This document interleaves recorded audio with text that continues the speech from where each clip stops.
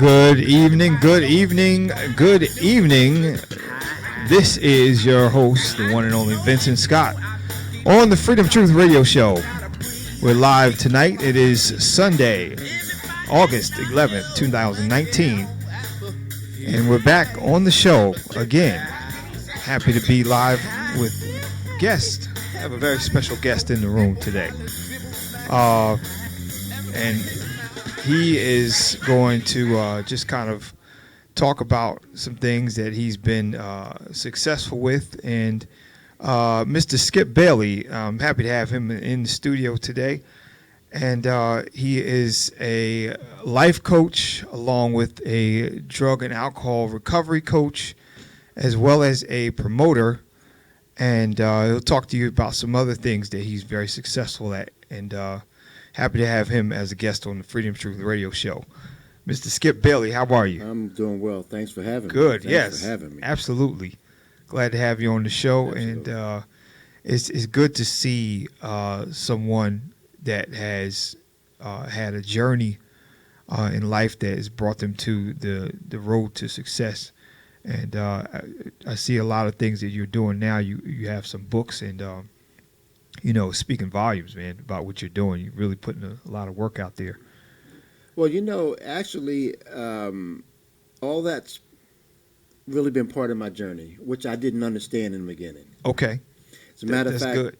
actually riding over here a few minutes ago earlier to the radio station, I remember a couple of guys in the area a couple of years ago called me and says, you know what, matter of fact, a guy said to me yesterday, as a matter of fact, he used the word legend. He says, you're a legend. And I said, I was thinking about that a few minutes ago. I said, you know what?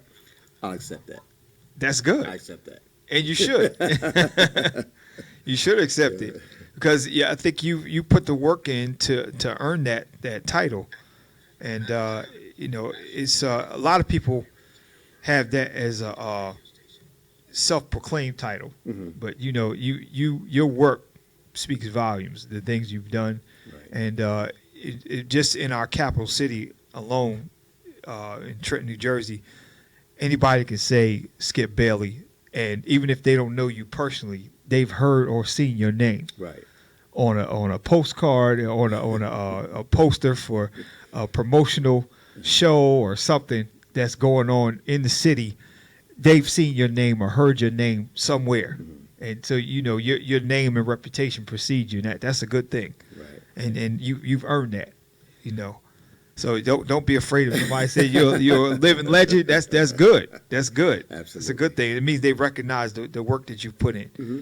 And, one thing about any type of legacy or any type of longevity that you have in any kind of business, it takes a lot of work to remain consistent. Mm-hmm. And to build up a name to where people say, oh, yeah, I know it's Skip, and then it has no scandal behind it. Right. That's great. Right. That's a good thing. Talk about some of the things that led you to be such a hard worker in what you're doing now, as well as some of the things you've already accomplished that you used to do with like your shows and promotions and things like that. Okay. As a matter of fact, I want to first talk about, I have my new book that's coming out. Yeah, talk about that. It'll be coming out in a couple of weeks. Actually, September 1st, 2019, the book will be out, available on skipbailey.com and also on Amazon Kindle. Chat. Yeah, but also, and I mentioned the book because my book is entitled From the Fields to the Stage, which is my autobiography.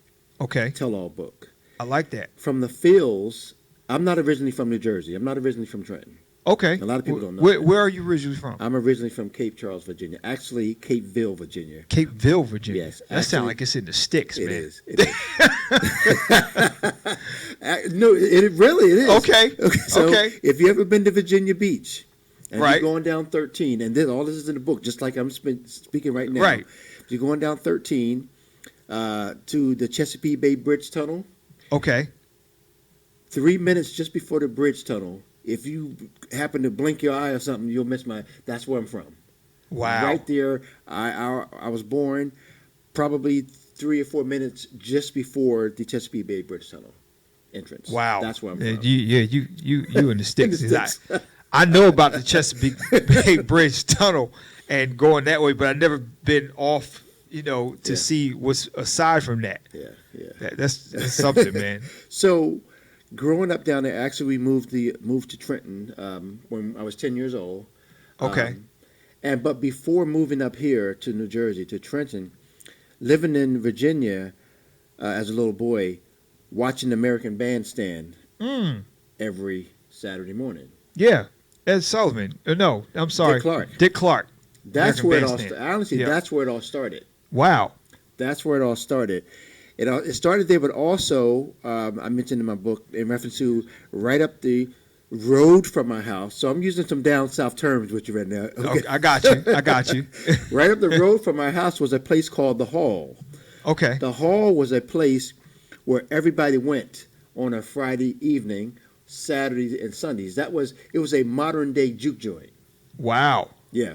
Like, wait a minute. You say juke joint. I'm thinking Yes. my mind goes right to Color Purple. Yes, but it was Okay. it was a modern Modern day. more of an upper scale. Okay, just got a little it. bit. Okay. Just a little bit. I see what you mean. We had electric in there. There was electric. It was electric.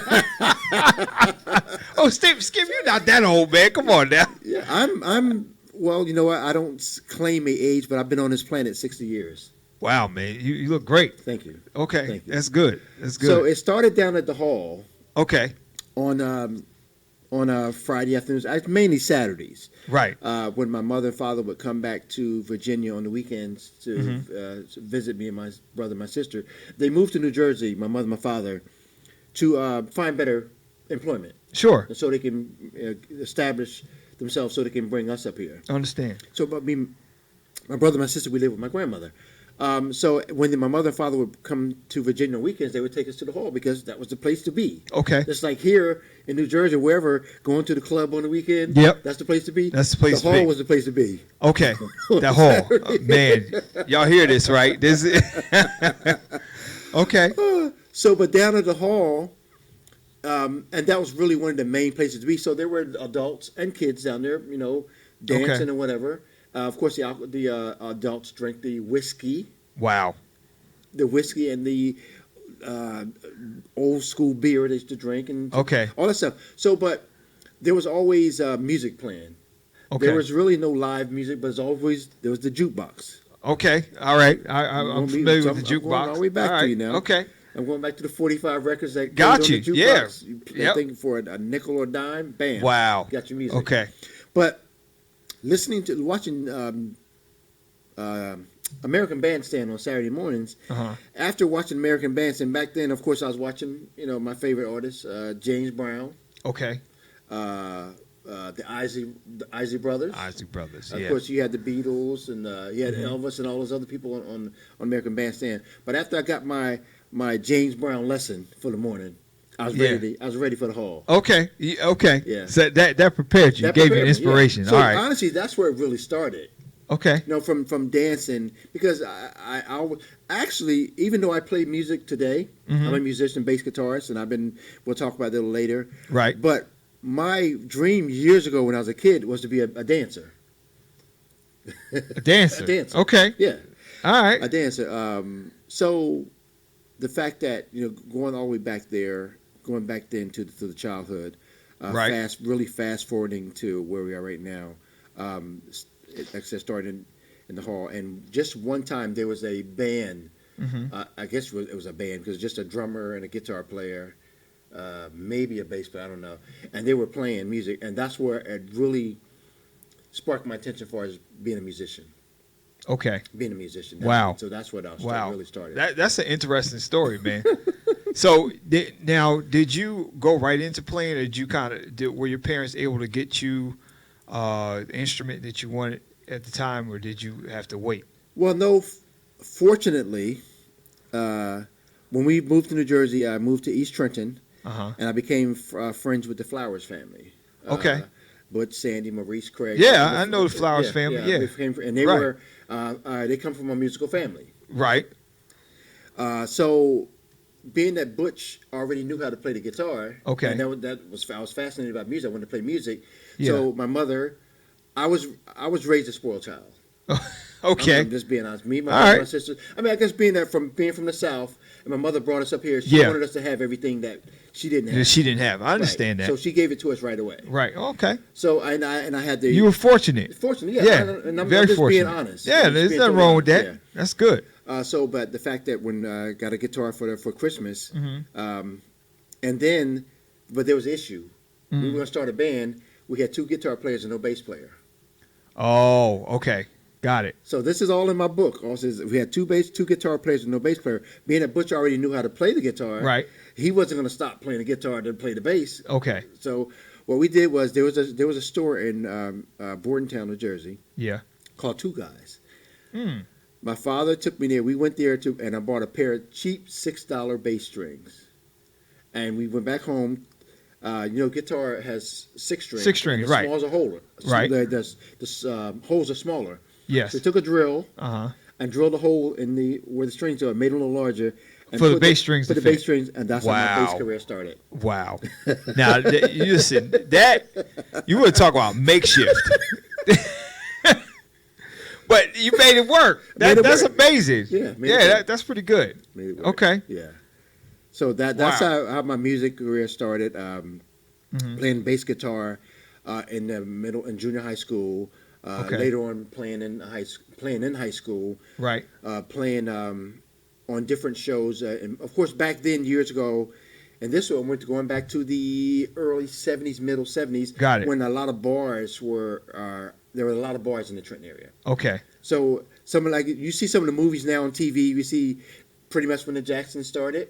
Yes. When their father had them in the bars. And Yeah. stuff. We were kids playing in bars. Playing in bars. Yeah, that's You know, I heard a lot about stories like that. You could do that back then. Yeah. Where, because there were a lot of musicians that started really young, Mhm. and they would go in with their parents or Mhm. something and play for the bands that Yep. their parents sang in. Yep. And there was no, as long as somebody was watching, Yeah. it was cool. But now it's a different day. Right. That's amazing. Right. Yeah. That's really something. So we played in different bars in the Trenton area. We played Mm-hmm. in different bars, and there were just a couple of clubs here. But we've played it as a teenager, playing in those bars. There's a bar in Philadelphia called the Cadillac Club. I just found out last year that bar is still open in Wow. Philadelphia. I forget what part of Philadelphia. Okay. It's called the Cadillac Club. Right. We played there. We played at the Baby Grand Lounge in New York. I think that's right next to the Apollo. Okay. I've heard of Baby Grand Yeah, Lounge, right. I played there as a kid, as a teenager, Wow. 16 years old. Yeah. So you got some exposure to some things really early on to see Right. the whole club scene, how musicians actually play. So did you come across any well-known musicians or famous guys? Well, actually, when during my teen years, after I started playing music, then later on, of course, I went to the Army and got out of the Army. Mm-hmm. But during that time, after I got out of the Army, my friend Chucky, he used to play for me. He played for Millie Jackson. Okay. He started playing guitar for Millie Jackson. Back then, she was a popular R&B singer Right. also. So Chucky got me in the band with Millie. So I played with Millie Jackson. We've done shows. I've been on the same showcase Okay. with B.B. King. Same showcase as Roger Troutman and the Zap Band. Same Wow. showcase as Dennis That's some Edwards. big names. Wow. Dennis Edwards used to sing with the Temptations. Yeah. The Manhattans. All those the OJs. Been on Mhm. the same showcase with a lot of those groups. Yeah, those playing some with big Millie names. Jackson. Yeah. Yeah. Wow. All right. Yeah. Man, so did you doing this, club scene, and did you ever venture out and just start your own thing, or did you just keep playing for? all these Actually, different I bands? never ventured out on my own because I was pretty much just still riding on the clouds of just being in that environment. Okay. So Yeah. it didn't really dawn on me, to really. I mean, I thought about it, but it wasn't going anywhere because especially when the Rick James era. I'm really dating myself. Right? Yeah, that's all right. That's all right. Hey, you're talking about a real music era because things have really changed. Yeah. And I'd rather go back there. So we're gonna from all the way back there. We're gonna come up to 2019. Got you. We're gonna get here. No, that's good. We're gonna get that's there. good. So when the Rick James era Mm-hmm. during that time, I wanted to. Rick James was my hero on the bass. Him, Rick Larry- James, people don't know. Rick James was a beast Yes, on bass. yes, he really was. So Yeah. it was Rick James, Larry Graham from the Graham Central Okay. Station. Yeah, yeah. Verdine White. Verdine White, So Earth, those Wind, were and my Fire. main three. Yeah. Earth, Wind, and Fire. So those were my main three bases that I Yeah. really looked up to, and I emulated them the way they played, and I did it. Uh-huh. But like I said, I never really focused on venturing out on my own because I was getting so much attention. Mm-hmm. And back then, of course, with the fans, Right. the girls, I was gonna say the Okay, groupies. with the groupies, I don't want to. So with the groupies, Right. so I didn't really feel I needed to really venture out Okay. any further because I was Good. I had it already. Yeah. Yeah. Yeah. That's man. Listen, you standing on the shoulders of some giants, man. Because you talking about just those three guys alone. Yeah. They made such marks in music, Mhm. just as bass players. Right. Not even with their songwriting, Right. but just as bass players. They're pretty much pioneers. Mm-hmm. Absolutely. Yeah. Absolutely. Wow.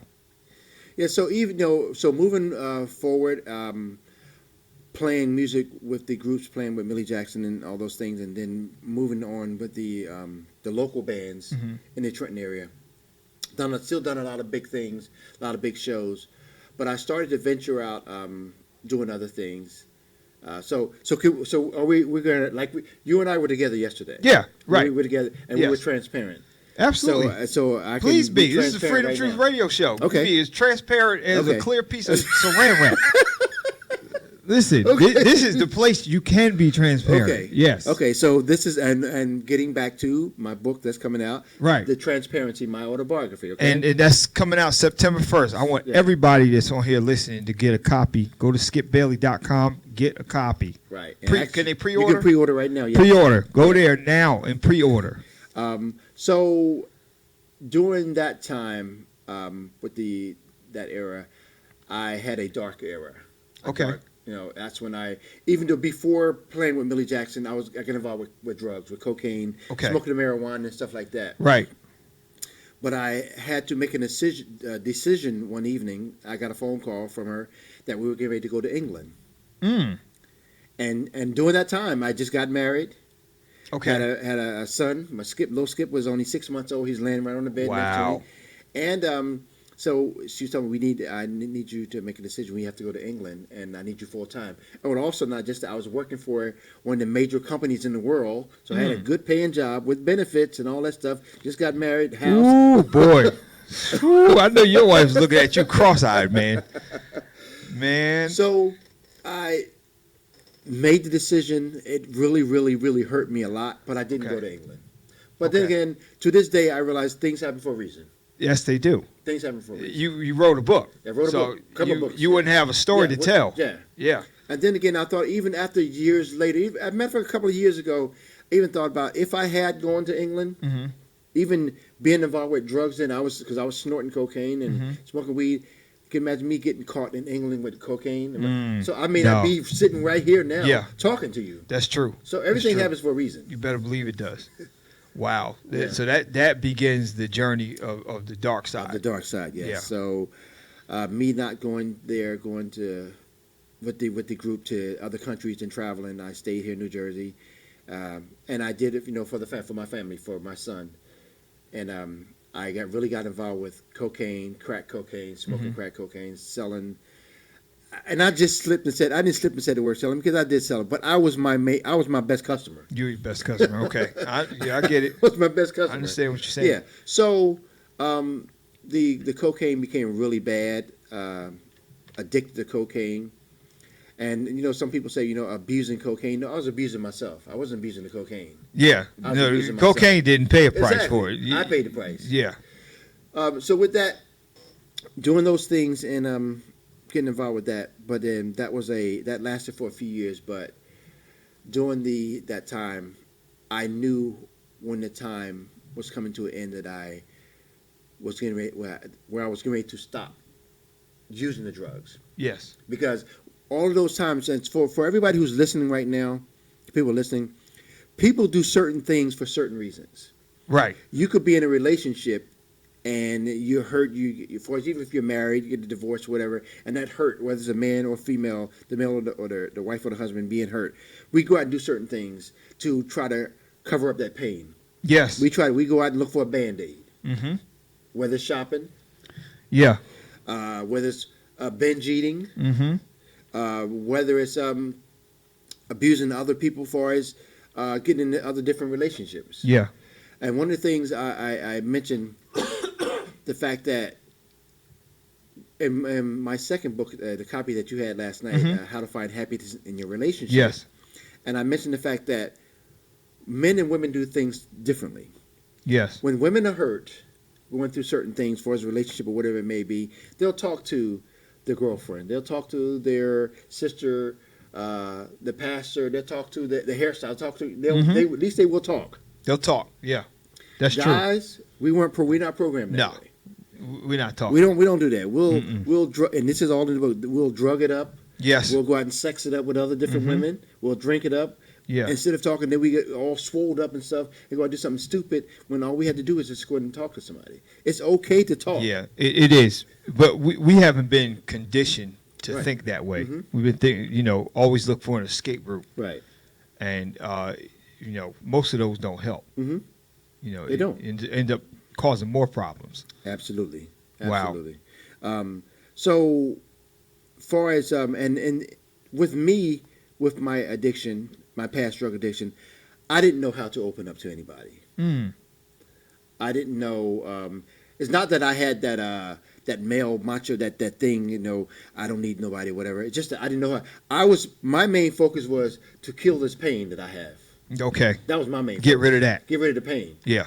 Whether it's talking, it didn't matter who I talked to. As a matter of fact, I signed myself into a drug rehabilitation center in Belmead, Princeton, New Jersey. You signed yourself in. Carrier Clinic. Okay. Actually, the job that I was working for, I found out that the job, because at the job I was on my third suspension. Okay. So after the You was third on your last suspension, legs. you know what's next. Yeah, you was on your way to Yard Avenue, down to unemployment office. Yeah. So, but it was told that Skip, the job pays for you to go to the drug rehabilitation center. I'm saying, oh, really? So I went to the personnel, That human was smart. resources, Yes. and I told them, and I admitted I have a drug problem. Good. I need to go somewhere. So they did all the paperwork. They made the arrangements, and about a week later, I was admitted into Carrier Clinic, Okay. which was a country club. So, but I want to make a statement there but then again, people do things for certain reasons. Yeah, they do. I did not go to the drug rehabilitation center, Carrier Clinic, to stop using drugs. I went there to save my job. Wow. Let's be honest about that. Now, how many people you're saying some really true things, and that's something that I want to take a pause for the cause on, because there's a lot of people who are struggling with something, some type of addiction. They have a vice, and they look for an immediate remedy that is seemingly to the is appearing to the outside world that they're getting help, and they're really not. They're trying to save face for something. And you just raised a very important point about how you didn't do it to stop, because your intention wasn't even to stop. Exactly. Yeah. Yeah, and it's not so much you had a hidden agenda. You knew you needed to keep bills paid, you needed to keep a roof over your family's house, you needed to keep diapers coming. Yep. So you need to keep some income. Exactly. So, okay, I'm going to do this while I can, put this off to the side and still keep my, thing going on, because that's helping me right now. Right. But I'll do what it takes for me to keep this job. Right. Wow. And that's exactly why I did it. And That's deep. not only that, and I just mentioned the word country club because we're talking Princeton, New Jersey. Oh, yeah. No, I know about that place because, when one thing about really good rehab centers, they want to make the people who are struggling feel comfortable. So you want to kind of, it's almost like another escape. Exactly. You don't want to be there and be like, oh man, this place sucks. I don't want to be here. So you get there, you get comfortable, and it's like, okay, I'm escaping reality for a time period. So they, I know about places like that, and it's not going to be a roach motel. Right. You have At to, all. if you're going to places like that, Mm-hmm. you have to be honest with yourself. And like I said, I was honest with myself. Yeah. I knew my main purpose for going there. But like I said, when I got there, it was such a pleasant atmosphere because I think and this was during the summertime, around this time of year, and during this time, they have a big the cookout, whatever it's called, big thing, and the cookout consists of lobster, shrimp. You was eating high on the I'm hog, telling man. you, because when I was like, oh Man. man, this is gonna be nice, and not on top of that, it was co-ed.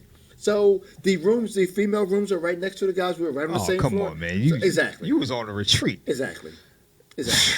So with that, being said, I just want people to understand, no matter what you're going through, be honest with yourself. Be honest with that person that you talk to, that you see in the mirror every morning.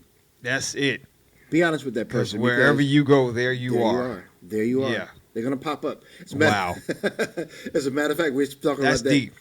That part right there, one of the topics in my book, in the new book, From the Fields to the Stage, is like we wear so many masks. We in the morning, Oh, not even just the bro. women, Tell put me on the about makeup, but guys, we put on the makeup also. We put on Yeah, that we mask do. also. Yep. Put on that mask, that nice Got the suit, face. the shirt, put it on, bam, I'm out the door. But then again, I say, you know what? Because a lot of people they see me that I'm that straight going guy, but I'm really silly. Okay. I'm really, really silly. Okay. So in the book, I put also the fact that we put on that mask to fool people, Mm-hmm. and we fool people so much we believe our own hype. We fool ourselves That's true. because we do it so much. Yeah. But every now and then, and I said just like you being going into a dark room and somebody scaring you. Yeah. Every now and then, your past will sneak up behind you, and Oh, scare you the heck better out of believe you. it will. Yeah. And you be like, "Where the heck did you come from?" Yeah. Wait a minute. We Boom, trying to where keep go? you suppressed. But, hey, but your past, like, I never went nowhere. I've been here all along. Mm-hmm. You just been Gotta trying deal to- with me. Exactly. That's very true. Yeah. Wow. So this time that you were at this retreat center for rehab, Mhm. how long did you stay in there? And how long was it required for you to stay to keep your job? The 30 days. The 30 days. Yeah. Okay. So your job is looking at this as if you're going there and go come Yes, back transformed. yes, You're yes. going to be on good behavior. Yes. You're going to Yeah. get your job performance back up. What were you thinking at the end of that 30 days? I was thinking because I knew that I found out that within 2 weeks, after you did 2 weeks, they allow you to go home for the weekend. So I went home. My mom came and got me from up there, and I came home the weekend, and went out and got high. Okay, so you didn't even use the weekend to go rekindle with the wife. I went and got high. Okay, I went and got high. you went and got high. I couldn't wait. So when you came back, did you tell him you had a meltdown? I think I did tell them Okay. I went and got high, but Okay. I was honest. Yeah, I was okay. honest with them. They accept, they received that, but they knew that I had more work to do. Mm-hmm. With that, after my 30 days was up, went back home, got the job, functioned for a little while. Mm-hmm. But like once again, I'm using that word Band-Aid again. Mhm. All of that was just a big. So the Carrier Clinic, Princeton, was a huge Band-Aid for me. Yeah. Nice big dressing, looking Yeah. really nice. Oh, yeah. On that nice Got the cast, gauze, nice, right, everything, right. looking real good. Absolutely. Looking real good. But not after that. About a year later, went to Miami for a weekend. Mm-hmm. Was in the back seat of somebody's car, and happened to look down on the floor. I was sitting in the back seat. Happened to look on the floor. A bag of cocaine was on the floor. What? Was on the floor, yeah. And of course, I picked it up, put it in my pocket, and say a Oh, word. my goodness. So that's why one of my missions and my purpose is to help people understand the reason why they do certain things. Yeah, yeah. So you had to live the ugly part of this out Yeah. to help somebody else. Yeah. So you had to almost be the sacrifice. Exactly. You know what? That's good. That's good. That is Yeah. seriously. You had to become the sacrifice. Yeah. To go. It's almost like, you know how if somebody works for the feds Mm-hmm. and they're trying to take down a big drug kingpin or Mhm. something like that, they have to get on the inside Yeah. and live that drug lord life Wow. just so they can take the inside guy down. Mhm. so it's almost like now that you're, because you don't look like a recovering addict. I'm sorry, I'm sorry if that sounds Right, stereotypical. exactly, right. But most times, if a person is a recovering addict or has recovered, you can see the suffering in their body. Right. They've aged. You talking about you 60 years old, man? You look my age. I'm 44. And so you don't look like somebody who's been through all of that. So you had to obviously be a sacrifice Yeah. for this to help somebody else. That's good. So because it's easy for somebody to go up to somebody and try to counsel them on a place they've never been. See, and I'm not saying this to sound like I'm better. I've never struggled with drug addiction, so I don't know what that pain is like. Right. I don't know what that feels like. I have no idea. So for me to go try to counsel somebody that's struggling with that, I would know the first thing to tell them. But you do. You probably know what stage they're in by having a general conversation with them, how deep you have to go in to help them. Right. So you know everything does happen for a reason. Yeah. And I've said before, in reference to the words that came out of my mouth to myself was, I'm kind of not glad that it happened to me, Right. but that it happened to me other than one of the other family members, because they may not would have been able to come up out of it. So this That- was that your the words assignment like that you president? have embraced Yeah. for your life. Yeah. So now I Yeah. can go and tell other people, help other people who are struggling, no matter whether it's cocaine, drug addiction, alcoholism, or whatever, any type of addiction. And like I said, there's a reason for everything. We see, like I say, with You better believe it is. with even with the movies or whatever's going Yeah. on, we see all the stuff on the stage, on the screen. We see the stuff, but the behind the scenes stuff. Behind the scenes. The behind the Yes. scenes. So That's right. I'm that person who can help people to understand what's going on behind the scenes in their life. Wow. That was Wow. good. That was pretty good. That's powerful. That's a good I statement. just came up with that one. Hey, listen, it comes fresh, man. We're flowing up top of the That's head. right. No, it's good. Yeah. Wow. So, for the simple fact that you've gone through this and you're at a place now where you can look back and say, wow, I actually lived through this. I can help somebody else. And I can see the passion in you that you want to give that back. You want to give back. And do you ever get to a point where fear sets in, and because of where you are now, it's pretty much a comfortable place. You're doing well. You're successful. Do you ever get that dark shadow to come visit you and say, "You ain't come nowhere. You still got it. You still dealing with this." Does it visit you to ever make you think that you're going to relapse? No. Okay. No. That's As a good. matter of fact, the event that you and I were at yesterday, and they had the little stickers. Yes. And I seen the word fear, and the young lady was asking me, "Do you have any these words on this board that you can relate to?" And honestly, I was comfortable and I was proud of myself to say no. None That's of them. good. No. That's good. I'm not fear. Only thing, and fear is only just a word. Fear. It's not real. But if I was fearful of anything in the past, last year, a couple of years ago, Right. was the fact that me not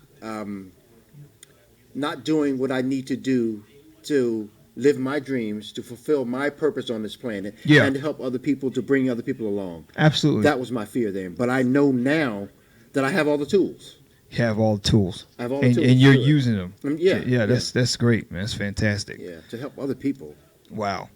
This is a very powerful story, and I know you're just hitting on little small points now. I know the book probably goes really in depth. Yeah, absolutely. Yeah. Tells your whole story. As a matter of fact, the young lady who's editing my book, I gave it to her July 22nd. Okay. Gave it to her July 22nd. Yeah. She would have been finished editing the book, but she was telling me, "Skip, I can't stop crying." Oh my. Yeah. She Reading got the emotional. story. Yeah. She says, she got as a emotional. matter of fact, Friday, her and I, we sat together. I said, "Well, I'll come over to your house and we can just finish it up." Yeah. And she was about to tear up. Then I said, "You know what? Stop it. Let's get this stuff Right. done." Yeah. Because and the fact that I said, I'm reading. It's this will be my fourth time right now reading the book again. And I'm saying, why do I have to read this book so many times? My own book. But there's a reason. There's a reason for me having to read my own book. Yeah. It's not that I have to constantly relive my story, but if I'm going to be able to tell people exactly step by step how to do things, I have to get the story right. Yeah. I have to get the formula and the procedure correct. Yeah. Because you want other people to be successful. Exactly. Yeah. Yeah. It makes perfect sense. Yeah. So, with the book, are you doing a book tour? Actually, we're going to start out. We were going to do a book launch. Okay. And you hear me kind of pause when I said launch. Yeah. Most people, when they do a book release, from being involved with the industry that I'm involved with, network marketing, direct sales, we use the word launch a lot. Okay. Because you release a car, you release a dog or animal thing, but a rocket launches. That's right. That's very true. I like that. That's good. So we're gonna do a book launch and a book signing September 13th, but we're gonna push it back to October. I think we're looking at October 19th. 19th. Okay. A book launch. It'll be on the social media. It'll be on my website skipbailey.com, and of course, so Facebook, all the social media platforms. And looking at doing, of course, definitely going back to my hometown, Virginia, to doing a book launch down there, book signing. That's great. And bringing it all the way back up the East Coast. Okay. To Maryland, Delaware, New York, of course, Philadelphia, because that's where my marketing consultant, he lives in Philadelphia. Okay. Doing it over there. Because definitely reaching out to, even though we have to feed our own people, meaning the people in our city area, Metro County that we live at. Yeah. But it's also, I don't know if you said that yesterday in reference to, or someone else at the event yesterday said that have not really read the whole Bible. And I have to admit, I've never read the whole Bible. Right. But I think I've heard somewhere in there the fact that Jesus went out, or God went out to other parts of the world, the city, and then came back to his own hometown. Yeah, well, he was saying that a prophet is not without honor in his hometown. In other words, that's the first place you get rejected. Okay, there you go. There you go. So sometimes you have to go outward to tell your story for people to accept you, and then after you've sort of gained some notoriety elsewhere and people celebrating you, then your home people start. I knew you could do it. Yeah, now you want to jump on the bandwagon. Before I couldn't get you to come to one event. But that's the nature of the beast. Unfortunately, that's how we all seem to do. Because I've experienced that a lot, even with my own life and things that I've gotten involved in as far as business and even the gifts that I've used. I've gotten more notoriety and celebration from people who don't even know me and outside of my own hometown. Right.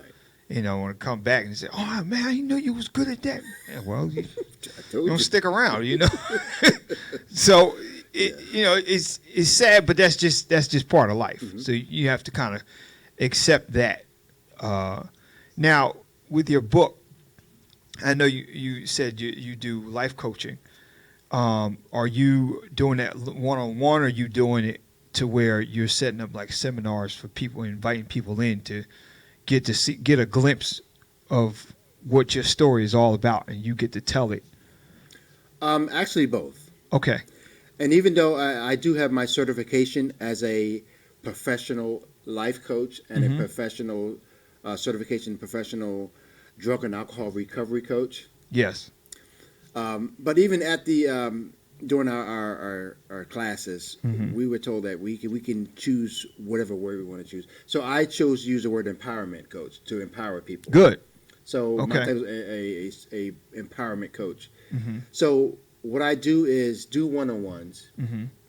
I do seminars. Actually, we did one last year, and I keep on going back to Virginia because that's my hometown. It meant a lot to me. No matter what I do here in New Jersey and other states, home is always home. Yeah, it meant a lot to me just going down there and doing that. We did a women's empowerment symposium, and I was the keynote speaker. Great. At a women's empowerment symposium. Okay. And And then, as a matter of fact, I had a cousin. She's from Virginia, and she called me she lives in Philadelphia. She said, "Skip, let me just ask you a question. Why are you speaking at a women's empowerment?" Well, TD Jakes do women down All the time. Come on, All the time. It's still All some the time. stuff left. But also, and that was one of my answers. Also, but one of Yeah. my main answers is, you go to speaking to a lot of women, and the women, ladies, I want you to listen to this, and guys also, but mainly the women. Right. Guys will listen to their friends. They'll talk, just talk. Women will listen. Mm-hmm. They'll hear their girlfriends. They'll hear their sisters. They'll hear them. There's a difference. Right. They'll hear them, but they will listen to their father. They will listen to their favorite uncle. You better believe it. That's true. So, as a matter of fact, a couple of them started calling me, Uncle Skip, not even knowing me, because women will listen. Yeah, they will. So that's why they invited me to speak. And matter of fact, in Philadelphia last year, I was at a women's event, and I was vending and selling my books, and they asked me to come up and speak. And I spoke for about 20 minutes, and because they wanted to hear from a male perspective. Well, I'll tell you one more, that if you get invited to those types of events where it's mostly a woman's audience and you're a keynote speaker, they want to hear what your perspective is, because most of the time you don't get more than 5 minutes of talk out of a man in a general I mean, any wife will tell you, he just don't communicate. You know, to get us to actually talk, it has to be something where we're making a contribution. So for you to do that, it's a reason why they invited you. They needed to hear what you had to say, and they whatever you said, they took with them. I'm sure that it had a great impact on those that were there. But you know, we got to stop this chauvinistic stuff. Like, you don't need to be that's a women's meet. So what? It's a human. Yeah, exactly. And though the content may be there to help more women because of its a female subject matter, you've had interactions with women all your life. Absolutely. Whether it be through a mother, a wife, a sister, whatever. So you have a perspective to bring to the platform, something to say. Right. And you know, I think that's where people end up missing, because sometimes we look at the face instead of looking at the content that the person has to bring. Right. And you know, I'm glad you had that opportunity. I'm sure there's going to be others, because just from what you're telling me, this event that took place in your life is just a catalyst for you to be the type of empowerment coach that you can be. Because everybody that you coach is not going to just have a former drug and alcohol problem. Some people have addictions in other areas or vices in other areas, and they need somebody to teach them a way out. Right. Whether it's binge eating, whether it's spending money the wrong way, whatever. Right. You have to have somebody that knows strategy There you go. on how to be better, how to begin personal development. And that's one of the key things, personal development. Absolutely. And that's because they don't teach you personal development in school. They sure don't. They teach you history from 200, 400 years ago that is completely irrelevant to now. Personal development is something that you have to take the time and invest in yourself. And I have. I'm sure you have. A lot of time. Yeah. As a matter of fact, pretty much on my radio, I may listen to my radio in my car out of 24 hours a day. I may listen to 10, 15 minutes just to hear what's going on. Yeah. Other than that, I'm listening to personal development CDs or the stuff I'm I the have same way. downloaded in my phone. Yeah. From everybody from T.D. Jakes to Oprah to John C. Maxwell to Tony Robbins that I mentioned earlier. I agree. My Yeah. own CD. Right. You have to constantly do those things. And even though I mentioned in reference to I mentioned my drug past, that's not my main focus. My main focus is just helping people to constantly dig down within themselves, no matter what it is. Even if it's a career that you want or your career, lifestyle, job, or whatever it may be. Always want to be a singer or dancer, whatever it is. If there's something that's blocking you from doing it or caused you not to really take those steps and use the word strategy, which is a good word, the empowerment strategist also to help you to move forward to figure out what's causing that. Yes.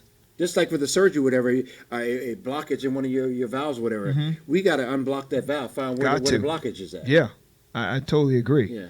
So it sounds very easy. It sounds, because there's a lot of personal development material out there on the market, and it's accessible. Why isn't everybody successful? Ooh, that's a good question, and I'm glad you answered. Yeah. Asked the question, because one of the main reasons is because a lot of people, for those whomever you pray to, okay. So I'm gonna leave it at whomever. No, that's whomever fine. you pray to. Generic. A lot of people don't believe what they pray for. Very true. You're not getting it because you don't believe it. Right. You're not taking the actions. You're not taking the steps. Mm-hmm. You don't believe it because you're not. Like I said, you're not taking the actions. We say, okay, I want to be a carpenter. So if you want to be a carpenter, why do you spend all your time in the bar? If you want to be a carpenter, why do you spend all your time playing video games? You don't want to be a carpenter. You want to be a carpenter. Yeah. If you want to be a carpenter, you'll spend as much of your time you can YouTubing. And matter of fact, being that social media, the YouTube things are so easy now. Yeah. Oh my you God. can sit back and matter of fact, today, I'm glad you asked that question. My fiance, we were riding today. She said, "I haven't had a peach cobbler in a long time." Okay. She said, because he said, your mom used to make us peach cobblers. She stopped making it. Stop making them for us.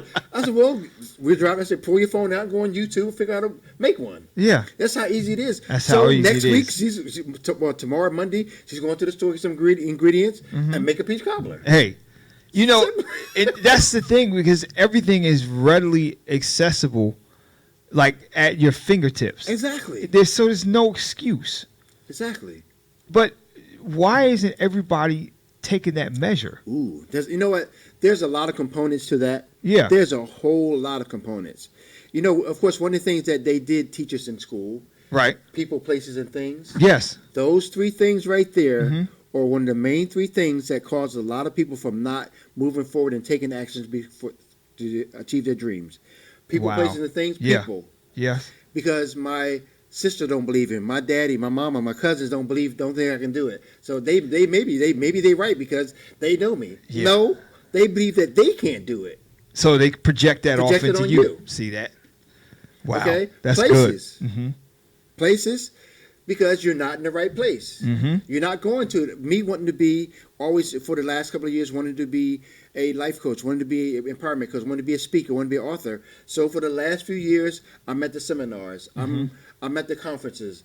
I'm going to the meetup groups. I'm going to those different places. Yeah. As a matter of fact, Wednesday I'm going to another event to meet someone to learn some stuff. Yeah. So you have to be in those places, in the right places. You do. Things, okay, that's people, places, and things. The third one is things. You have to, okay, if you want to be a guitar player, you have to have a guitar in your head. That would help. That's a good prerequisite. Okay, you buying all these nice clothes, you buying all these things, you got all the jewelry, you got this stuff. Where's your guitar? Right. So you're making the wrong investment. Right. As a matter of fact, and I'm going back to going back to network marketing. Yes. Because even though I've been in network marketing for the last 15 years, even though they make a whole lot of money, but their main focus is personal development. Personal development. One of the gentlemen, one of the things that he made, he just used an analogy, which is funny. He said that, okay, you want to have a business, you want to be a millionaire in this business, or you want to be a thousandaire or half a millionaire. Right. See, but if you get pulled over by the cop, by the police officers, and the police officers, you know what, we got the wrong person. We looked in his car. We see no manuals. We see no nothing about business. We see nothing. We let this guy go. Right. So that's the thing. You have nothing. Yeah. In your possession that's saying that. That's like you what you do being a chef. You know, go to your house or whatever. You don't see no spices. You don't have a frying pan. What in the world? I thought you said you wanted to be a chef. Right. Well, thinking about it. Well, see, that's not going to get you nowhere. Right. So we have to get in our mind, and we have to, one of the things also, what there's a song, I forget who made the song, What God Has For Me Is For Me. Mm-hmm. What God has for you is for you. God give me the ability to play a bass guitar, to write a book. He didn't give it to my mother or my fiance. So stop expecting them It's to have the your same responsibility. the same excitement Yep. because they're not excited about it. So what? No, you can't allow yourself to lose your passion because of somebody else's lack of excitement. Yeah. Exactly. And it's sad because, and I'm gonna be transparent right now.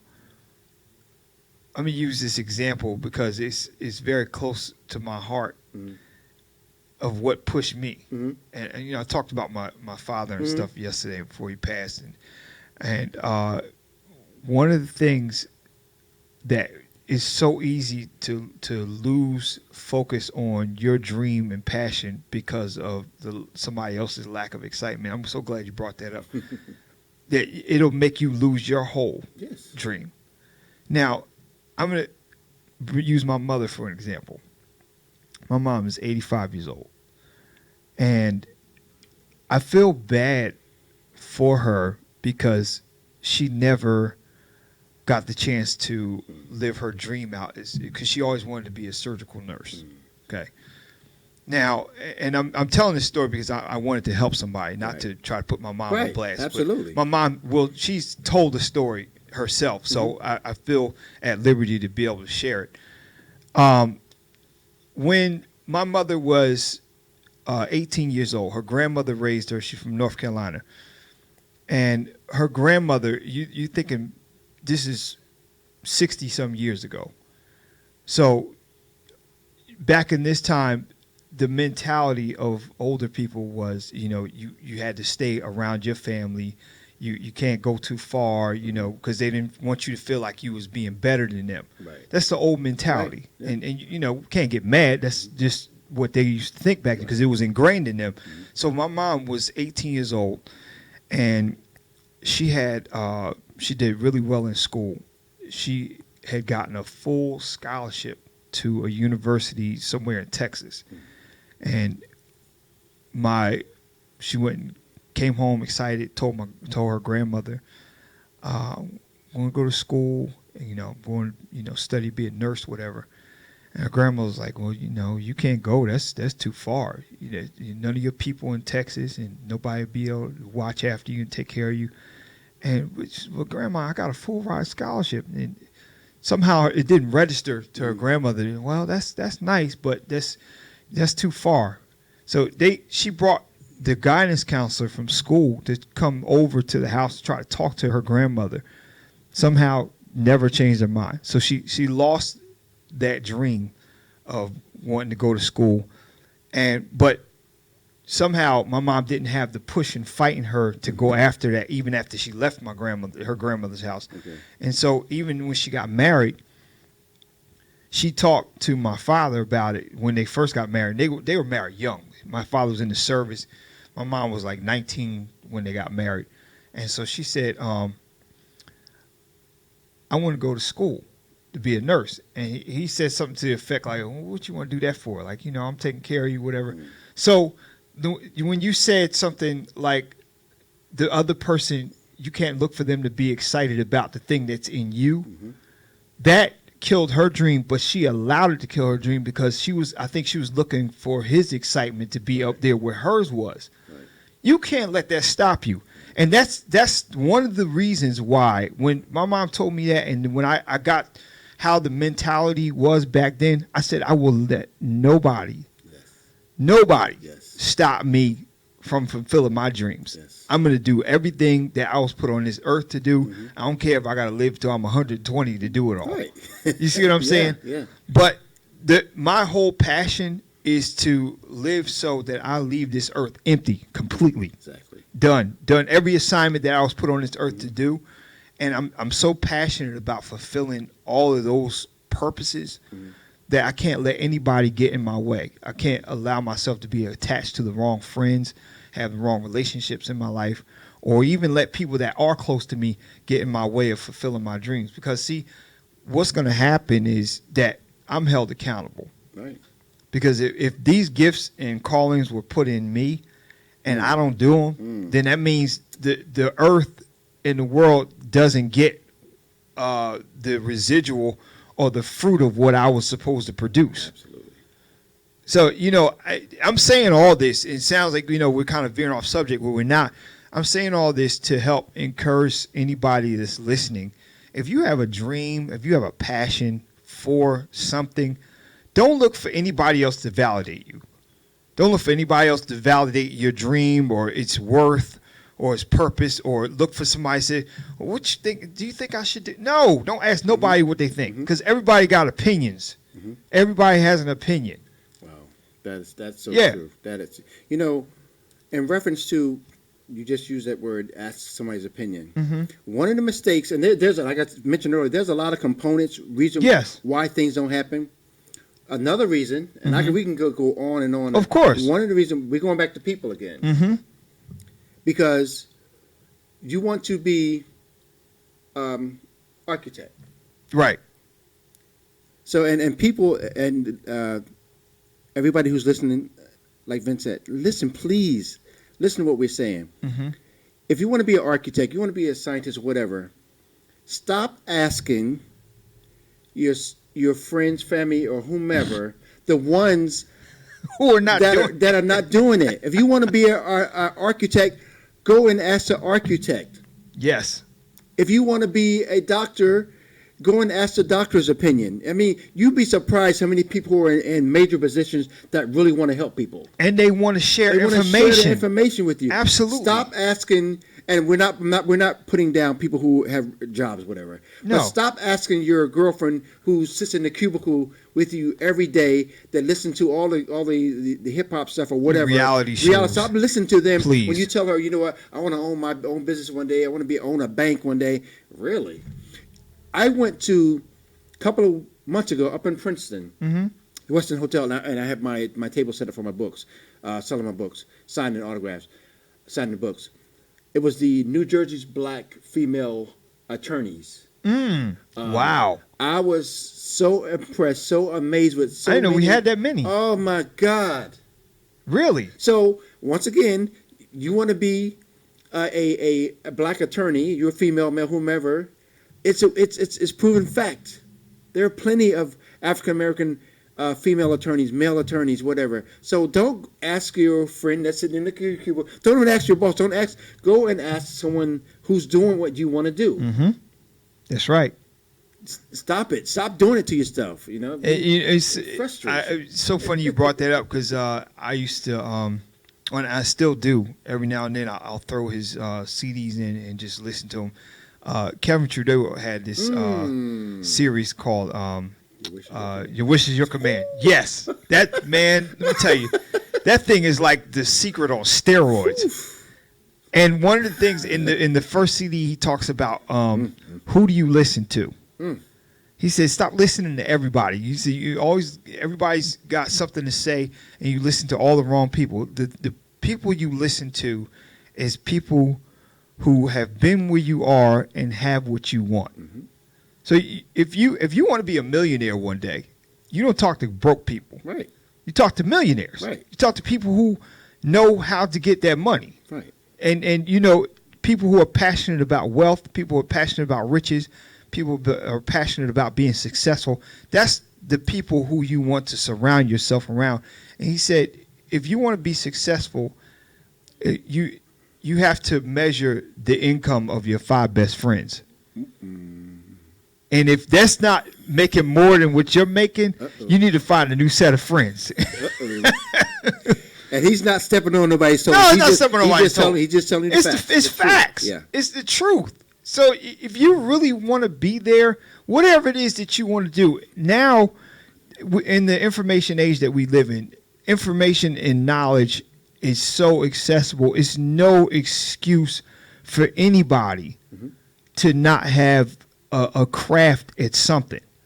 I mean, nowadays, and I'm not down in education, but if you can't afford to go to college, you can go to YouTube University. That's it. And type in any subject matter and find there'll be 1,000 videos on it. Like if you want to be an auto mechanic, you can learn it on YouTube. Absolutely. I'm serious. My mind goes back to when I was trying to become a chef. I've been in food service business for over 25 years. Mm-hmm. But when I got passionate about cooking, Mm-hmm. I found, like, my wife would tell you, ever since we were married, I was always, anytime if we had cable, I was watching Food Network. Mm-hmm. She said, "You watching that cooking channel again?" Yep. Yep. I was watching Food Network. I was watching Top Chef. I was watching Master Chef. I was Yep. watching Iron Chef. Yep. You name whatever kind of chef show was on, Yep. I was watching it. I wasn't watching reality shows. I was watching things that I'm passionate about cooking. I'm passionate, Yes. And people ask me when I cook, they said, "What culinary school did you go?" I didn't go to culinary school. I'm self-taught. How are you cooking this kind of? How do you know these flavor profiles? Because I sold myself into that amount of knowledge. I go to bookstore and I'll buy about 3 or 4 cookbooks at a time, if it's just for one recipe, because that's how passionate I am about food, and wanting to make the best food possible. That's good. Too. So anything that you are passionate about, you got to get yourself involved in whatever that is. I don't care if it's needlepoint. be the best. Be the best needlepoint sweater maker, scarf maker, blanket maker you could be. Find yourself a grandma that know how to do some needlepoint, and get with her and learn how to work them needles, man. It was some yarn. We're saying this and we're laughing because it's true. It's We're having truth. fun with what we're doing, but for the listening audience, and this is going to be on social media. So Yes. we're filming it. We will be doing, and I'm putting this out here right now. Yeah. Listen, we will be doing some workshops. Let's do it, We man. will do I'm workshops down. because it's okay. It's okay to. Why is it okay to go to? And we go to school to get an education, which is good. Yes. But that's all you're going to get, an education to learn a certain thing. Okay. Yeah. So, but we go beyond that. We're going to go beyond that. And that's what I teach, even with the empowerment coaching and the strategies and stuff. How to take it from step A to step B. Even as a matter of fact, taking action. Yeah. Oh yeah. Of getting yourself out of neutral and putting yourself in the drive and making it happen, and being around people like us, people not just us, people who are doing the things that you want to do. As a matter of fact, a lot of the stuff I look at on YouTube, I look at a lot of successful people. I mean, and not because of money reasons. No. It's about the Because thinking. that mindset. I listened You to better a believe lot it. of interviews with Kobe Bryant, Michael Jordan, Oprah, all of them. And one of the main ones that really stuck out to me, there's two of them, Kobe Bryant, and also Deion Sanders. Mm-hmm. One of the things, there's a movie, Coach Carter. Oh Remember yeah. the movie? Yeah. Coach Carter, when the gentleman stood up in the gym and Yes. he recited the poem, Mary Morris, Our Deepest Fear. Yes. One of the things I want to tell everybody right now, stop dimming your light so you feel that you won't overshine somebody else. That's okay. Listen. Stop doing that. You don't see the stars doing that in the sky. Stop doing it. It's enough Stop doing for that. everybody Yes. to shine their light. Yes. It really is. If And you're good, you're good. that's it. And guess what? The earth is not going to run out of space for people who are good at what they do. Exactly. Because guess what? It won't be you. Mhm. It doesn't matter. There's a ton of chefs out there, but nobody can cook just like me. Oh my God. Because I don't care if we have the exact same recipe and we follow it to a T. If we both sit there and cook it together, mine is going to taste different from the other chefs because it's me that I'm putting on a plate. When you put yourself and your signature on something, it doesn't matter what anybody else does. It's you, because your significance is made to be individual, just like your fingerprint is different from anybody's. Nobody on this earth, out of 7 billion people on this earth, Right. nobody has the same fingerprint. Right. So you have to think for yourself to know that if you have a gift, a calling, or something, you don't have to duplicate anybody. Don't be a cheap copy of a great original. Be you. Mm-hmm. Now, as much as this man has gone through, Skip has paid a price to be where he is. I I'm not going to jump in his space and say, oh, he's doing good at life coaching. I want to be a life coach.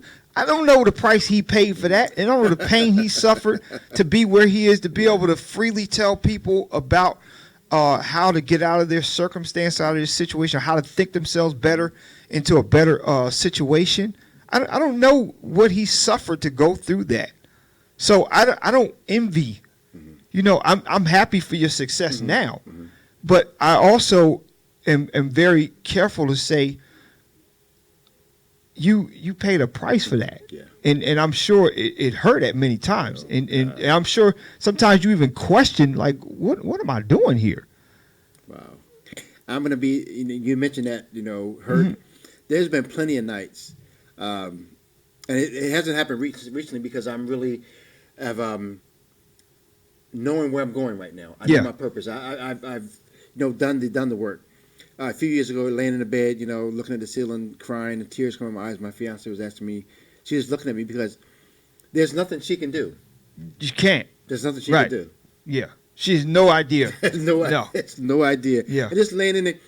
And, and a lot of it, some of it is from pain, but then some of it is from that word you just used a minute ago, passion. So passionate about what you want to do. Yeah. Sometimes the tears just. I know exactly what you're talking about. It's like the vision that you have is so much larger than where you presently are. It's like the passion will make you feel emotional to the point where it's like, man, I can't get this out fast enough. It's in me. I just want to pour it out, but it's life is taking place. So we're all on a timeline about when we can do things, but it's what we feel and what we're trying to produce. It just can't be poured out fast enough. So that's where the passion comes from. So, with all that in mind, we could talk a whole another 2 hours about this, Wow. but, due to being on a schedule with the radio show, we have to cut it off. And I just hope that somebody that's listening has been inspired to go after what it is that they want. And don't be afraid of your past story. Because even if your past story has some negativity to it, it's time for you to learn how to be transparent and tell it. Because you don't know the effect and the impact it's going to have on somebody else. Tell your story. Don't be ashamed of it, because it's shaping you and it's making you who you are and the total person you are. Because if you're going to take the total package for who you are and who you're meant to be on this earth, you got to take all the good, the bad, the ugly, and roll it up into one thing. You can't just separate the good. Right. Because it took some ugly, took the good and bad, throw it in there, that had to make you the person that you are. So, I hope that whoever's listening tonight, that you got something out of this and that you're inspired. And Skip Bailey, I appreciate you, man. I really appreciate all that you've gone through and the price that you've paid to be here, and the books that you're launching, man. And this book, it's got to be a New York Times bestseller, man. This book here, I'm telling you, makes me laugh. It makes me cry. Right. But the fact that this book is kind of, I look at it as a guide to help people. Yeah. Even though a few people that will read it probably will shed some tears. And as a matter of fact, I have one of the pages in there. It's like some of the things you've read, and these exact words are in the book. Let me go find Skip and give him a hug. Stuff that you've been through. Yeah. But go to my website. Go to skipbailey.com. Yeah. And put your email, sign your email up, so we can send you the information when we have upcoming events, when we're going to be doing our workshops. Vince and I will be doing our workshops. We're definitely going to do that. Oh, absolutely. We're going to make that happen. Because you deserve everything that you think and feel that you deserve in life. Yeah. You deserve it. But, that even if you, want to think that might be a prideful statement, it's really not. Because if you get to a point where you feel like you deserve it, that means you're creating a better energy about yourself. Yes. And you're presenting that positivity to somebody else, and it's going to inspire them to know that they can do it too. Right. So, we got to come out of these feelings like, oh no, I don't want to, shed too much light on it or feel like, I'm making somebody else feel bad. Forget all that. Forget all that. Yeah. Yes. Be you. Be the best you can be. Could I say one Yeah, other thing? absolutely. One of the things that this gentleman that he had mentioned in reference to on my license plate says one winner. Okay. It says one winner. Right. Because I'm a winner. I'm one of the winners. Yes, you are. And a lot of people see my license plate. They say, "What'd you do? Win the lottery?" I said, "No. No. I'm one of the winners in the Yeah. world." And everybody's a winner because you come to think of it. Before you were conceived, all the sperm cells hitting that egg, there was millions of little Trying to critters, get to that. and you made it. You made it. You made it. There you I want go. y'all to not just hear what I just said, think about and receive what I just said. That's very true. You made it. Yeah. All the other ones didn't. Yeah. So you were born a winner. That's it. You made it here. You were definitely Yes. born a winner. That's good. That's Yes. real good. Yeah. All right. Well, time is up. We used it all up tonight, and I couldn't have had a better broadcast. I'm really glad that Skip decided to come in tonight and look for news about that seminar we're going to do. Yeah. Empowerment seminar is coming up. We're going to put something together, and it's going to be real good, and it's something you don't want to miss. Right. So until then, we'll see you again. Next week, I'm not doing a show because I actually have to cater a party. So I'll be back the following week on the 25th, and I actually have a couple coming in to talk about love and relationships and creating better harmony and communication within a relationship. So you don't want to miss that. All right. So until then, I am signing off and I'm saying good night. Thank you for listening to the Freedom Truth Radio Show. Have a good night. Good night, everyone.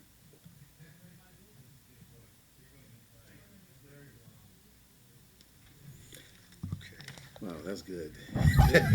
That was good. Yeah. Wow.